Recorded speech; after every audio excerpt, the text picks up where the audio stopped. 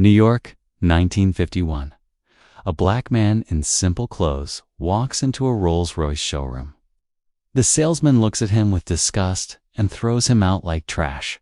Big mistake, 'cause that man was Bumpy Johnson, the most powerful gangster in Harlem. What happened next became legendary. It's a regular Tuesday morning in Manhattan. The sun is shining through the massive glass windows of one of the most prestigious Rolls-Royce showrooms in New York City. Inside, luxury cars gleam under perfect lighting. Each vehicle costs more than most people earn in a lifetime. The door opens quietly. A black man walks in. He's wearing simple clothes, nothing fancy, nothing expensive, no jewelry, no flashy watch. Just clean, modest attire. He walks with calm confidence, his eyes scanning the showroom floor with genuine interest. He approaches the main desk where a white salesman stands. He's perfectly dressed in an expensive suit. The salesman looks up from his paperwork. His eyes move. From the man's face, down to his clothes, then back up again. There's a pause. A judgmental pause.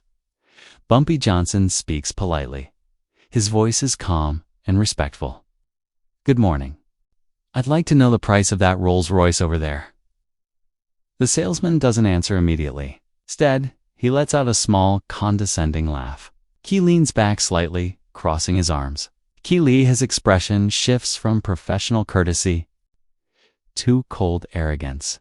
"Sir," he says, his tone dripping with mockery, "this car is not for someone like you." Bumpy doesn't react. He simply listens. The salesman continues, his voice getting colder. "You don't have the status for a vehicle like this. You clearly don't belong here. I'm going to have to ask you to leave." The words hang in the air like poison. Other salesmen nearby stop what they're doing. A few customers glance over, curious about the confrontation. The humiliation is public, deliberate, designed to crush. Bumpy Johnson stands there for a moment. His face shows nothing. No anger, no embarrassment, no reaction at all. He simply looks at the salesman with those calm, unreadable eyes. Then, without saying a single word, he turns around, he walks toward the door. His footsteps echo softly on the polished marble floor. He doesn't look back, doesn't slam the door, doesn't make a scene. He just leaves. The salesman smirks, satisfied with himself. He's just thrown out another person who didn't belong. Another day, another nobody who tried to dream too big. But he has no idea what he just started. The salesman didn't know who he was talking to, and that ignorance would cost him everything. Ellsworth Raymond Bumpy Johnson wasn't just any man. He was a legend in Harlem. A name that commanded respect and fear in equal measure. By 1951, he had already spent decades building an empire in the streets of New York City. Bumpy Johnson controlled the numbers racket in Harlem, an underground lottery system that generated millions of dollars every year. He ran protection services, illegal gambling operations, and had connections that reached into every corner of organized crime in the city. Politicians feared him. Police couldn't touch him. Even the Italian mafia treated him as an equal. But Bumpy was different from other gangsters. He didn't flaunt his wealth. He didn't wear gold chains or drive flashy cars to show off. He dressed simply, lived modestly, and moved through Harlem like a ghost. That was his power. People underestimated him. They saw a quiet black man and assumed he was nobody. They were always wrong. Bumpy was also a man of principle. He protected Harlem. He made sure the community was safe. He gave money to struggling families, paid for funerals, helped kids stay in school. In a world where black people were treated as second-class citizens, Bumpy Johnson made sure Harlem had dignity. So when that salesman disrespected him, it wasn't just personal. It was symbolic. It represented every time a black person was told they weren't good enough. Every time someone was judged by their skin color instead of their worth. Every time power and wealth were used to humiliate instead of uplift, Bumpy had faced racism his entire life. He'd been beaten by police, denied opportunities, treated like dirt by people who thought they were better than him. But he had risen above all of it. He had built something real, something powerful, and now, standing in that showroom, he had been reduced to nothing by a man who knew nothing about him. Most people would have walked away angry.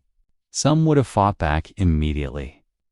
Others would have accepted the humiliation and moved on. But Bumpy Johnson wasn't most people.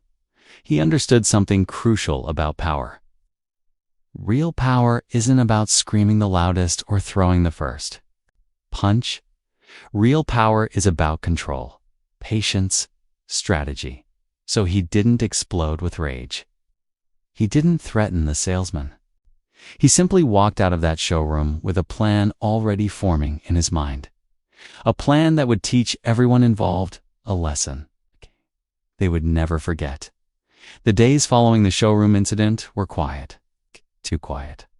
Bumpy Johnson returned to Harlem and went about his business as usual. He attended meetings, checked in on his operations, spoke with his associates. To anyone watching, nothing seemed different. He appeared calm, unbothered, as if the showroom incident had never happened. But those who knew Bumpy well could sense something beneath the surface. A cold determination to quiet rage that didn't need words. He didn't talk about what happened. He didn't rant or complain. He simply started making arrangements. Phone calls were made. Money was counted. Contacts were reached. Bumpy began assembling everything he needed for what came next. Every detail mattered. Every step had to be perfect. This wasn't about anger. It was about sending a message. Bumpy knew that revenge done in haste is revenge wasted. If he wanted to truly humiliate the people who disrespected him, he couldn't just lash out. He had to be strategic, calculated, surgical dots, so he waited. He let the salesman think he'd won. Let him go back to his comfortable life, believing he'd successfully kept another unworthy person out of his precious showroom. Let him laugh with his colleagues about the nobody who got thrown out. Meanwhile, Bumpy was preparing something devastating. He gathered his most trusted men. He arranged for the finest suits money could buy. He prepared a display of power that would be impossible to ignore. This wasn't just about buying a car anymore. This was about respect. It's about dignity. About showing the world that you can't judge a man by his appearance. Bumpy also made sure word would spread. He wanted people to know what was about to happen. He wanted the story to echo through Harlem, through Manhattan, through every corner of New York where people thought they could look down on others. The planning took days. Every element was carefully considered. The timing, the impact, and when everything was finally ready, Bumpy Johnson prepared to return to that showroom. But this time, he wouldn't be alone. This time, he wouldn't be wearing simple clothes. This time, there would be no confusion about who he was or what he represented. This time, the salesman would understand exactly who he had disrespected. The showroom was having another ordinary day when the cars started arriving. First, one, then another, then several more. Luxury vehicles pulling up outside in a coordinated procession. Doors opening. Men stepping out in expensive suits. The kind of suits that cost more than most people's monthly rent. The salesman inside noticed. Immediately, customers stopped browsing and turned toward the windows. Something was happening. Something big. Then Bumpy Johnson stepped out of the lead vehicle. He was unrecognizable from the man who had walked in days earlier. He wore a tailored suit that fit him perfectly, the kind of craftsmanship that screamed wealth and power. Shoes were polished to a mirror shine, a silk tie, gold cufflinks. Everything about his appearance radiated authority. But it wasn't just the clothes, it was the presence. Bumpy walked toward the showroom entrance with a dozen men flanking him. His security, his crew, cute, each one dressed impeccably, each one moving with military precision. This wasn't just a visit. This was a statement. The door opened and the entire showroom fell silent. Every conversation stopped. Every salesman froze. The air itself seemed to change as Bumpy Johnson entered the building, and there, standing behind the main desk, was the same salesman from before. The one who had thrown him out.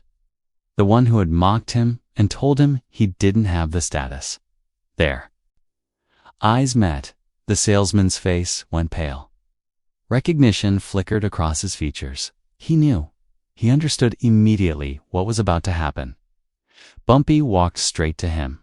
Calm, unhurried, powerful. "I'm here to buy a Rolls-Royce," Bumpy said. His voice smooth and controlled.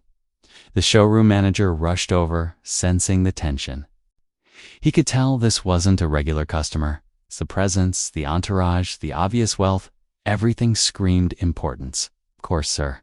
We'd be honored to help you. Which model interests you?"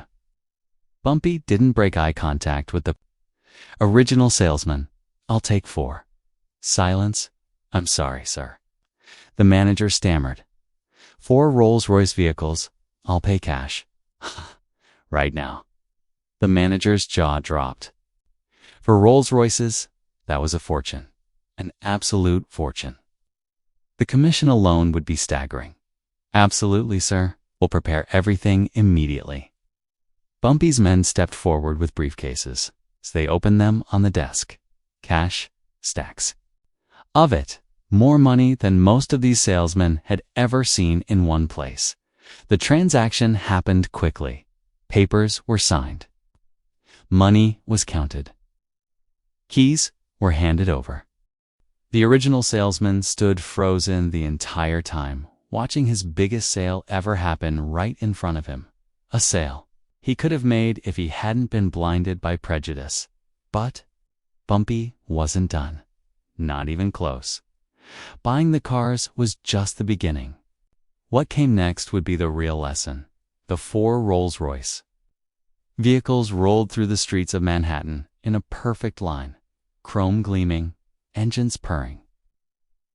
Each one worth more than most houses in America, but they weren't heading to some luxury garage. They weren't being taken to a private estate or a secure facility.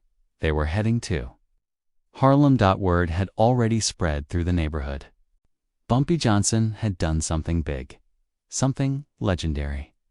People lined the streets to watch. Kids ran alongside the cars. Everyone wanted to see what was happening. The vehicles pulled up to a corner in the heart of Harlem.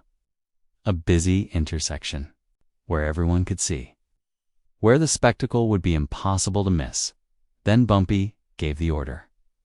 Within minutes, workers appeared. Not chauffeurs, not mechanics, street sweepers.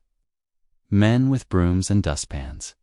Men who cleaned garbage for a living, and they were positioned right in front of the Rolls-Royce cars. The most expensive, prestigious vehicles in the world. Symbols of ultimate wealth and status were now parked on a Harlem street corner, while men swept trash directly in front of them. Dirt, garbage, debris, all being cleaned away right at the feet of these luxury automobiles. The visual was devastating. It was brilliant, savage, unforgettable. Bumpy Johnson had taken the very cars that were supposedly too good for someone like him and reduced them to props in a public humiliation. He wasn't just proving he could afford them, he was proving they meant nothing to him. Money could buy a Rolls-Royce, but it couldn't buy respect. It couldn't buy dignity. And it certainly couldn't erase the lesson Bumpy was teaching. The message was crystal clear to everyone watching. These cars that you worship, these symbols of status that you use to judge people, they're nothing. They're less than the people who sweep streets in Harlem. Photos were taken. Stories were told. The spectacle spread like wildfire through New York City. By the next day, everyone knew. The newspapers picked it up. Word reached the showroom, the owners, the management, the salesman who had started it all, and the reaction was pure panic. The showroom's reputation began crumbling immediately. People were outraged. Not just in Harlem, everywhere. Even wealthy white customers were disturbed by the story. Didn't want to be associated with a business that treated people with such blatant disrespect. The showroom started losing sales. Potential buyers went elsewhere. The brand's prestige, built over decades, was being destroyed in days, and it was all because of one moment of prejudice, one assumption, one decision to judge a man by his appearance rather than his worth. Bumpy Johnson had turned for Rolls-Royce. Cars into weapons. Not weapons of violence, but weapons of truth. They exposed everything wrong with a system that valued objects over people, that judged worth by skin color instead of character. The cars remained parked on that corner for days. A constant reminder, a public monument to the cost of disrespect. And Bumpy. He went back to his life. Simple clothes, quiet confidence. Moving through Harlem like he always had. But now everyone knew what happened when you underestimated him. The showroom owner couldn't sleep. His business was hemorrhaging money. His reputation was in ruins. Every day brought new losses, phone calls from angry board members, investors pulling out, luxury buyers choosing competitors. The brand he'd spent years building was collapsing before his eyes. And it was all because of one incident. One salesman's arrogance. One moment of racist judgment. The financial damage was catastrophic. 4 Rolls-Royces sold should have been a triumph. Instead, it became the most expensive mistake in the showroom's history. The negative publicity was worth more than any sale, but worse than the money was the humiliation. Everyone in New York's elite circles was talking about it. At dinner parties, at country clubs, in boardrooms, the story spread everywhere. The prestigious Rolls-Royce showroom that disrespected a customer so badly that he bought 4 cars, just to humiliate them publicly. The owner tried everything to contain the damage. He fired the salesman who had started it all. He issued public statements. He offered discounts to win back customers. Nothing worked, because the problem wasn't just business, it was moral. People were disgusted by what had happened. They were embarrassed to be associated with such blatant prejudice. The owner realized he had only one option left. He had to make this right. He had to go directly to the source, to Bumpy Johnson. So he made inquiries. He reached out through channels. He humbled himself in ways he never thought he would. And eventually, he got a meeting. The owner arrived in Harlem with gifts. Rare Rolls-Royce models. Limited editions, vehicles that weren't even available to the public. He came prepared to beg, and beg he did. He apologized profusely. He took full responsibility. He promised it would never happen again. He offered Bumpy anything he wanted: free cars, lifetime service, exclusive access. He was desperate. His entire business empire was crumbling, and only one man could stop it. A man he'd allowed his employee to disrespect. A man who now held all the power. The owner laid everything out: the gifts, the apologies, the promises. And then he waited for Bumpy Johnson's response. Bumpy Johnson looked at the desperate showroom, its owner sitting across from him. He looked at the expensive gifts, the limited edition vehicles, the promises, and he said no, not with anger, not with gloating. Just a simple, firm refusal. "I don't want your cars," Bumpy said calmly. "I don't want your gifts." The owner's face fell. He started to speak, to offer more, but Bumpy raised a hand. "What I want is respect. That's all I ever wanted." The words hung in the air. Bumpy continued. "You can keep your limited editions. You can keep your apologies. What you can't keep is the idea that you can judge people by how they look. The owner nodded, understanding finally sinking in. Tell your people, Bumpy said, that money doesn't make a man. Character does, dignity does. And respect isn't something you give based on appearance, it's something you give because it's right. The meeting ended. The owner left Harlem with nothing but a lesson. No reconciliation. No deals. Just the truth delivered with quiet power. Bumpy Johnson had made his point. Not with violence, not with threats, but with something far more powerful. Dignity. He'd shown the world that you can't buy respect. You can only earn it. And anyone who forgot that lesson would pay a price far greater than money.